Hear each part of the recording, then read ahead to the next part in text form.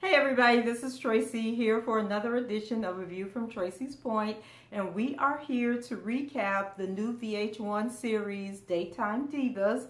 And the show is about 5 co-hosts of a popular ladies' daytime talk show, and they are, going to be followed around, showing like their personal lives and their on-air lives, and deal with how the women struggle to keep their tumultuous personal lives private and their rivalries friendly. And if you have read the book or heard about the book by Starr Jones, who used to be a co-host on The View, this is what the premise of the show is. And so the name of her book was called Satan's Sisters, and it was supposed to be about her time on, like a fictional book about her time when she was on The View. So I was trying to figure out, I know for certain that the character that's played by Vanessa Williams, whose name is Maxine, that's supposed to be Barbara Walters. And I thought that Tashina Arnold's character, which is named Mo, I thought that she was going to be Starr Jones, but then in the show, she's actually a comedian. So I was trying to think back to the original cast members when Starr was on the show. And so Joy Behar and Rosie O'Donnell, they were the comedians. So maybe it's like a culmination or a mixture of the two of them together that her character is supposed to be portraying.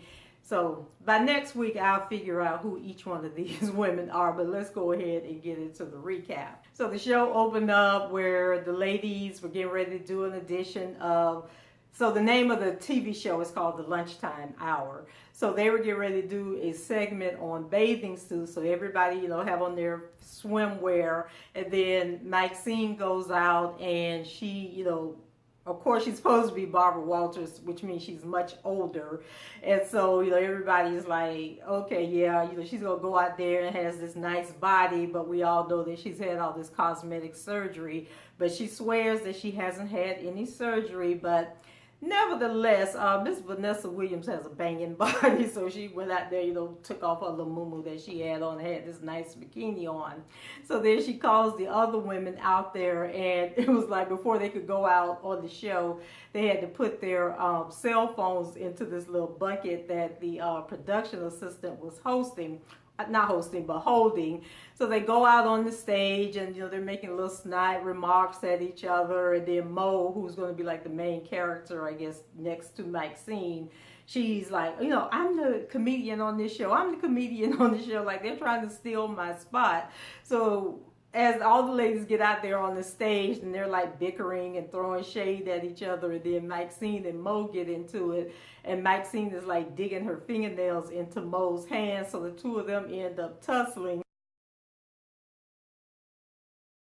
And then behind the scene, the producers are trying to, well, of course the studio audience saw everything that was going on, but for the television audience, they were trying to zoom in on the one lady that wasn't causing a ruckus, to make them think that everything was okay, even though the ladies were fighting. So at the end of the segment, when they get them off of the stage, I think Maxine said she was going to fire Mo, and then Mo pulls out her cell phone where somebody had recorded the fighting, and it had gone on social media and gone viral. And so she pretty much tells Maxine she's not going anywhere, that the network brought her in to save the show because, Maxine was failing, and, they needed to revive and pump some new energy into the show. So we know it's going to be some bickering between those two. I think at one point in the show, the video had gotten over 1 million hits. So, Mo is really feeling herself. And then she is like in everybody's business, calling out everybody's faults like she's, Miss Perfect. And she's basically just messy as hell. So we know she is going to be a trip on this show. And so far, Tashina Arnold's character is like stolen the show from everybody else. So Mo is in the car having sex with one of the production assistants named Leon. So while he's like hitting it from behind, she has her phone out and she's like steady watching this video going viral and the views just going up. And then Leon, he starts talking all romantic to her, and something was going on with his sister or niece, maybe her Kisiata, what those things are called. And so he invites Mo, to go with him. And she looking at him like, boy, is you crazy? This is just some sex going on. We ain't doing all that.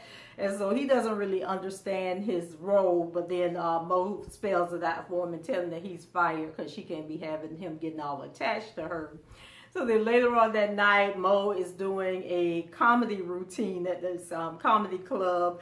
And when she gets off the stage, Leon was there. So he's there stalking her. And so she, is like, what are you doing here? And then he lets her know that one day they were out having sex by the Brooklyn Bridge or somewhere, and that he was actually recording her, and then he's threatening to go public with the video.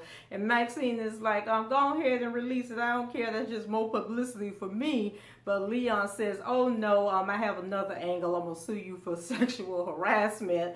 And she's like, boy, is you crazy? What do you want? Like, just spill the beans, let me know what you want, because I ain't got time to be bothered with this. So well, I don't know how that's going to turn out, because then I think later on in the show, he had a box, looked like some donuts or something, and then she was like, just hold on, this is just the beginning, I'm going to get you up the ladder. And I'm thinking, like, if he was the production assistant, but he's still carrying them doggone donuts, like, how much of a promotion did she give him? Or maybe she just gave him more money on the show. So then the next co-host was this girl named Kibby, and I think she was Latino.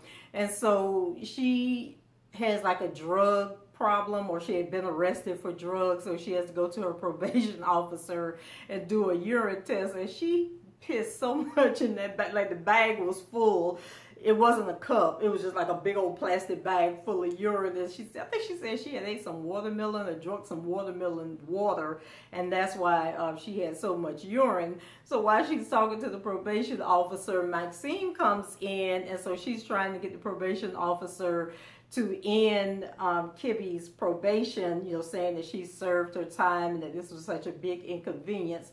And of course the PO was like, no, I can't do that. So then Maxine is like, oh, well, I just want you to be the first to know that next week we're doing a segment on wasteful government spending. So kind of alluding to the fact that they were going to focus on, how people have served their time, but then the government is still wasting money on these probation officers to track the people, after they paid their debt to society.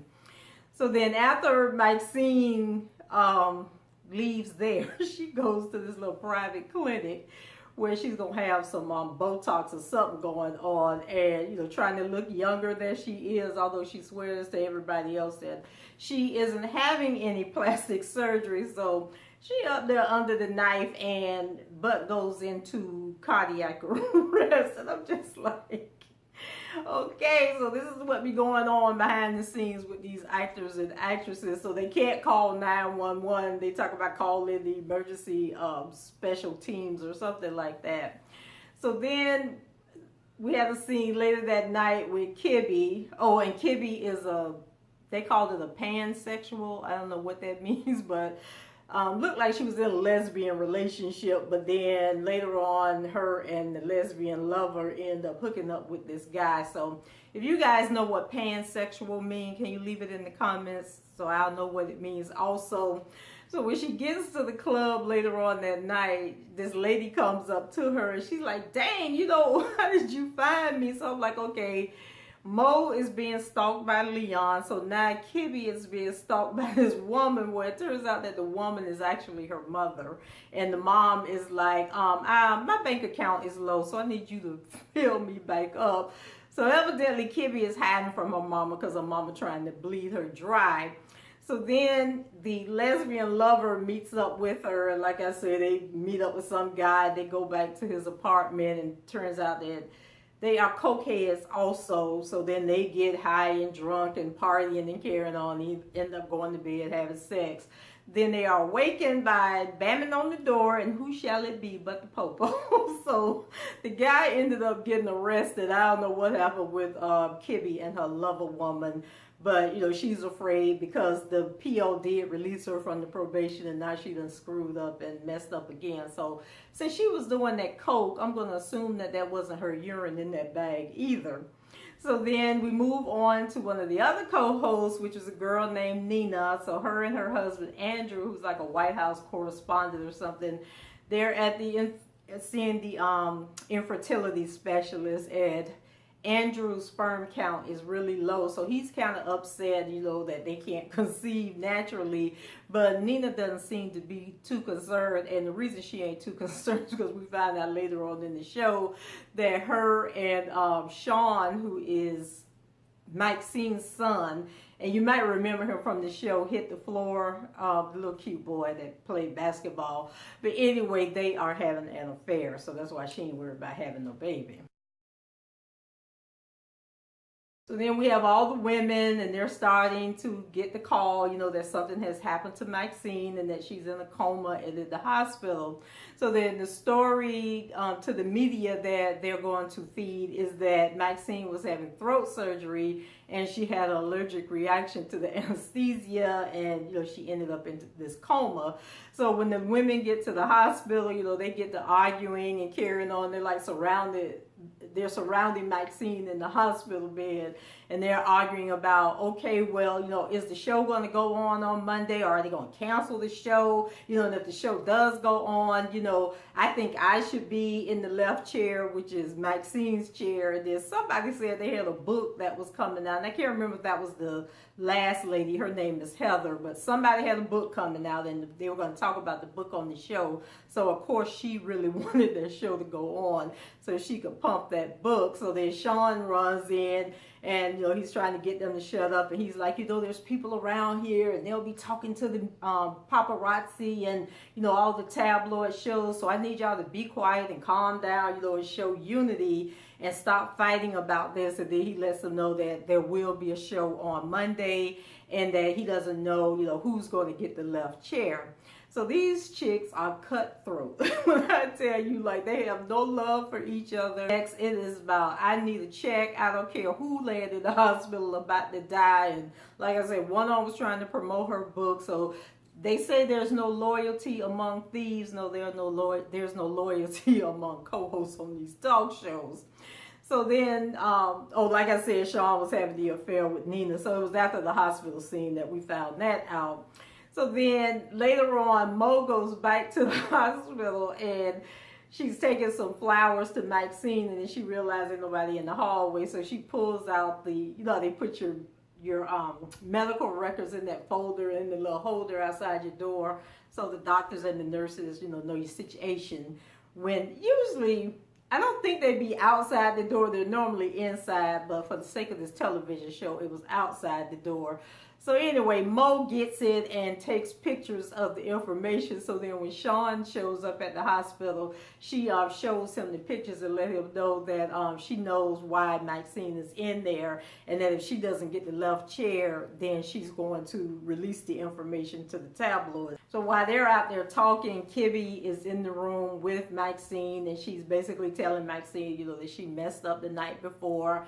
And, she's crying and telling Maxine she got to hurry up and get up out that dang old hospital bed and come save her again, because she don't know if she can make it, without Maxine being there. So I guess Maxine is like her crutch. So it's Monday, and, Mo thinks that she's going to get the call to be in the left chair, because she's blackmailing Sean. But then one of the network executives comes in and tells Sean that he doesn't want Mo's ghetto behind in the left chair, that he wants Nina in the left chair. So, of course, Sean has to go along with it. So he ends up at the hospital, and he has on the little headset. So I guess he can call the shots from the hospital using his little device that obviously has a lot of range on it, that he can be talking in that microphone and they can hear him on the stage at the show. So as the ladies are walking out, to take their place on the stage, he calls and lets them know that Nina is going to get the left chair. So when they go into the studio and they go to sit down, Mo rushes over and sits down. There was musical chairs, and she sat down in the chair and forced Nina out of the chair. And so everybody's like, oh my God, what is she doing? So while they are doing the show and being catty and everything, and I think they were talking about you know, these little small clinics, you know, sort of throwing shade at Maxine and the fact that she was at this clinic getting this surgery done, and that's how she ended up in the hospital. So Sean is watching the TV and he's like, oh my God, you know, and he's trying to get the producers on site to like redirect the conversation and get them back, you know, on track. So then Maxine miraculously comes out of her coma and she's like, well, hold up, give me a mirror. That was the first thing she said. So she looked at herself in the mirror and saw that she was okay. And then when she looked up at that TV and saw Mo sitting in that chair, she's like, what the hell is she doing in my chair? So then she told Sean to give her the newspaper, the Post. And I think before that he was telling her that Mo had won the popularity contest or something, and that's why she was on the chair. So she gets the Post and starts reading the story, and the story is basically saying that there's a lot of infighting and the women, you know, going at each other, trying to take over her chair, you know, while she's in a coma. You know, I guess they're going to move her out of the way. So then Maxine starts directing the show, and so she's telling the cameraman to put the camera on Heather's bad side, and then she tells him to cut Mo's microphone off, and she has Sean call Nina. What did she do? Then she has Nina to call out Kibby, you know, about being a drug addict, and telling her to say that, you know, they were going to go to one of these clinics and that Kibby was the one that was going to be directing the show or something like that. She said, but basically it was putting the focus on Kibby. So then Maxine tells Sean that she doesn't want anyone to know that she's come out of this coma, because basically she wants to make the ladies look bad and it appear like the show just has no structure and everything is out of control without her being there, and that she's going to make such a mess of things that the network is going to be begging her to come back, and then she'll have the upper hand and they'll realize that it's her show and the show can't survive without her. So that was pretty much it. And oh, there was a cameo of what's that, the Tamara Mari girl, the one that's on the reel, where her and Mo run into each other in the store, and then they end up fighting over this blouse. And so they get to talking, and then Tamara was telling her, you know, you need to check your attitude and don't be a mean girl, because that's how you get kicked off the show. And I'm speaking from experience, you know, because that's what happened. Basically throwing shade at what the Braxton girl, Tamar Braxton, getting kicked off the reel, saying that the reason she got kicked off was because she had a bad attitude. So it looked like it's going to be a really good show. It was a good season premiere, and I'm looking forward to watching it. I just hate that it comes on Monday nights at 10 o'clock. See, I wish it came on, I don't know, I guess Monday nights is a good night, and then we don't want it to come on Sunday because it'll interfere with the Bravo shows. But all in all, I think on a scale of 1 to 10, I would give the season premiere an 8. And from the previews of the upcoming shows, it looked like it's going to get better. It's going to be a really good show. And then there's going to be like a lot of cameo appearances, because one of the things they talked about on the show was adding another person to the cast. And they were going to do like guest hosts, sort of like how they do on The Real now, where every week there's a different person coming to co-host. And then there look like some good name people that are going to be showing up on each episode. So I'm here for it. You guys, let me know what you thought about the season premiere. If you are going to be checking in and checking this show out, go ahead and leave your comments below, rate the video, and subscribe to the channel if you haven't done so already. And I shall talk to you guys later. Until the next time, bye-bye.